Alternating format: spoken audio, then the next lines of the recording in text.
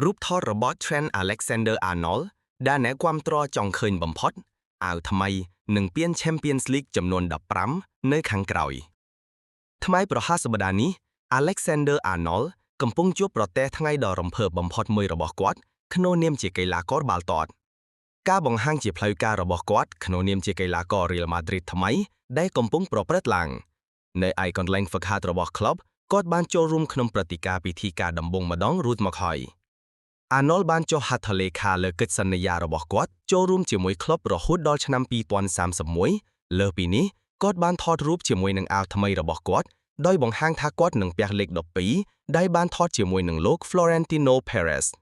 គាត់យកលេខដែល Marcelo ធ្លាប់ពាក់ហើយឈ្មោះ Trent លេចឡើងនៅលើអាវរបស់គាត់សូមកុំភ្លេច like share follow page និង subscribe channel YouTube Kgoal Sport ម្នាក់មួយដើម្បីទទួលបានព័ត៌មានទាក់ទងនឹងកីឡាបាល់ទាត់សូមអរគុណសូមគោរពលា